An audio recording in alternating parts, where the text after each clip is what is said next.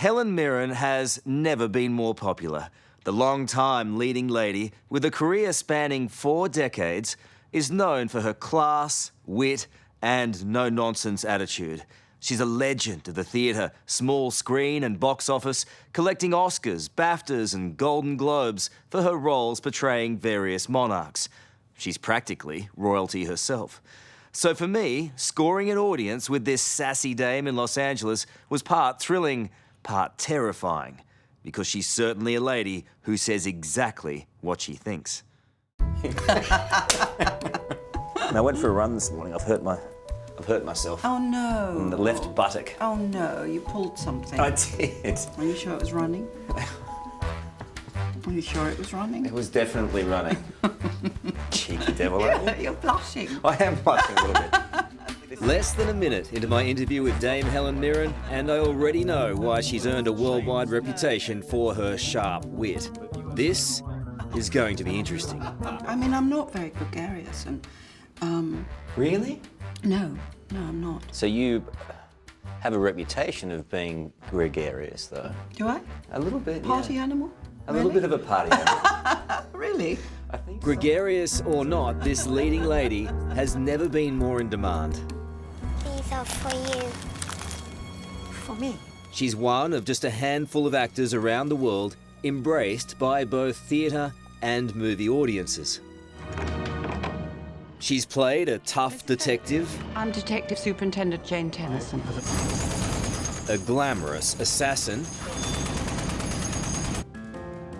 and more Shakespearean characters than you can mention. So, what would you suggest, Prime Minister? Some kind of a statement?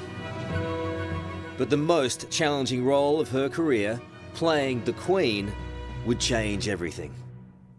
I doubt there is anyone who knows the British people more than I do, Mr. Blair, nor who has greater faith in their wisdom and judgment. Helen Mirren in The Queen. The performance would land her Hollywood's top accolade. But in true Mirren style, she's still surprised at winning the coveted Academy Award. Yes. Well, cheers. Very Cheers nice. to you. Very nice to meet you. It is lovely to meet you. To win an Oscar, though, that's what an achievement. What an achievement, yes. What an Fantastic. achievement. Really fantastic. Never thought it would happen, and it did. And that was wonderful. Is it true, that story, when you got home to Great Britain and you had it in your hand luggage? I did, yes, Yeah. I did. No, I carried it hand luggage, yes, I did. Oh, you're laid back. Well, I guess I thought I didn't want to get it dented or something, you know. No, when I got into the baggage hall, people sort of spotted me and they started applauding. It was just so lovely. Wow. I was very, very touched.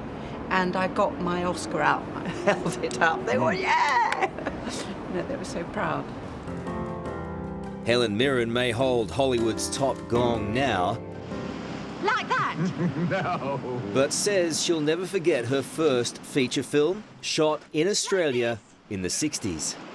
Do you mind taking your clothes off? Why? Well, when you're swimming around, your dress interferes with the line of your body. Age of Consent, filmed on Dunk Island off the Queensland coast, would launch her on-screen career. I'd only sort of done theatre up to then in England. In fact, for a while, a lot of people thought I was an Australian actress because the only thing they'd seen me in was this Australian movie with not a very good Australian accent. How's your Australian accent? Not bad. Oh, don't test me. Please. Oh, for God's sake, don't. No, don't stop it. Oh, for God's sake.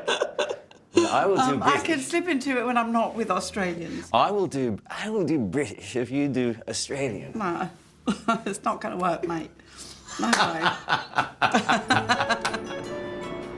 Cheers. You know, you never would have made it if it wasn't for Dunk Island. I would know. Dunk Island, absolutely. It all began there on Dunk.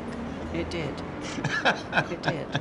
Naked on Dunk. I do a lot of nude in a lot of those. I think it's the first full frontal nude. What? In any movie. Do you want to look? For Helen, the daughter of a Russian immigrant who'd only just shortened her name from Mironov, it was her first taste of the Hollywood lifestyle that was to come. Yes, it was an amazing experience to be flown first class. I'd hardly ever been on an aeroplane. And Qantas was quite a new airline then. And for a while, I was the only person in first class. And I see life as a series of adventures, really. And that was a major adventure, going to Australia. So I started off on a high, really, in my sort of professional life in terms of adventures. Her latest adventure is playing a prickly chef in The 100-Foot Journey, the film adaptation of the best-selling novel, produced by Steven Spielberg and Oprah Winfrey. In this restaurant, the cuisine is not an old, tired marriage. It is a passionate affair of the heart. As the very French, very uptight Madame Mallory, Helen Mirren is wonderfully unlikable. If your food is anything like your music, I suggest you turn it down. When you play unlikable, you have to find the reason for them being like that, you know. And they are very, you know, they're very fierce in protecting their culture. Well, they're unlikable sometimes. And sometimes they're unlikable. The French. Yes, absolutely. The way when you struggle to speak French to them and they talk back to you in English. So annoying. Are you fluent in French? No, I wouldn't say I was fluent, but I'm pretty good. Yeah. I know a bit of French. You do? Yes. Quoi? Bonsoir. Bonsoir, oui, absolument. On commence comme ça. Oui. Bon. Bon. Bon, ça c'est bien. Oh, papa, ça c'est très bien aussi. Et ça suffit. Ça suffit, vraiment. That's about as much as you need, actually.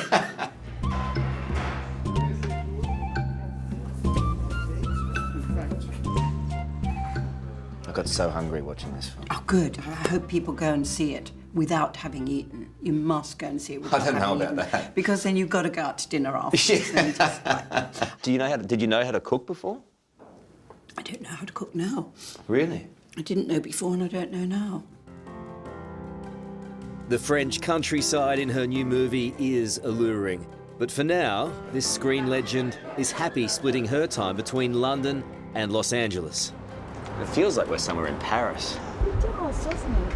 Apart from the LA smog. Yes, and the palm trees. That's a bit of a giveaway. They're a giveaway. You know, They're a and the giveaway. bougainvillea, actually. The dame just turned 69. Yes, 69. And proudly carries all the signs and lines of a rich and varied life. I didn't know you had a tattoo. Because of your buttock. Where's that from? Do you mind me asking? That's from, it was a very long time ago. Is it? Yes, but no, I got it on a North American Indian reservation. Oh, wow. In the 70s, when literally Hell's Angels and sailors were the only people with tattoos. You've always been a bit ahead of your time. Everyone's got them now. Everyone's got them now. It's shocking. I thought, Is it? Oh, how did That would have been tattoos shocking. become middle class? You know, it's like, how did that happen? That's so weird, and it doesn't seem to be going away. I keep thinking the fashion will go, but it just seems to be expanding. Say goodbye to your other new friends now, Arthur. They have to go back to the real world. Just like the diversity of her roles, conversation with Helen Mirren ranges absolutely anywhere, from tattoos to Hamlet, and, as unlikely as it sounds, to twerking. She was recently asked to twerk whilst being honoured at Harvard University and says she just couldn't resist having a go at the dance of the moment. Well, I've watched twerking because I kind of love it. Have you? It's sort of so amazing. I mean, the girls who are great twerkers, it's just you'd like, oh my God, how do they do that? And I guess I might have practiced at home. How do they do that? My parliament seeks words with us, and we must seem to listen. But for a woman who can do just about anything, Wash your winky. Thoroughly. Heaven knows what exotic wildlife that girl was harbouring between her thighs.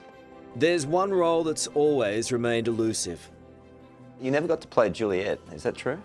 That's true, I never played Juliet, no. Was there a reason for that? Just circumstance? Nobody asked me. Really? No. Does that upset you a little bit? I'm kind of sad. I probably would have been crap. You could still play it. I don't think so. We could find you a I leading don't man. think so. Yes, very, very old Old Romeo. No, gorgeous young Romeo. Shakespeare's... That's why they're doomed. See, so you could play it in a modern day sense. You could be a cougar, perhaps, and you know. Yes, I hate that word. Oh, cougar is kind of nice, but I prefer lioness myself.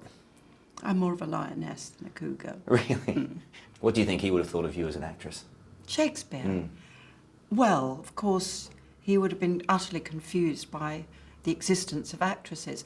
Although That's true. although I do think that I think he would have liked. I think he would have liked to have women play in his plays. I do. He writes women incredibly well. He just doesn't write enough of them. But when he does write them, he writes them incredibly well. Proving some things only get better with age, Helen Mirren isn't slowing down. This is flavour that is fighting against the chicken. I added some spices for flavour. In fact, she's always looking for the next perfect role. But why change a recipe that is 200 years old? Because, madam, maybe 200 years is long enough.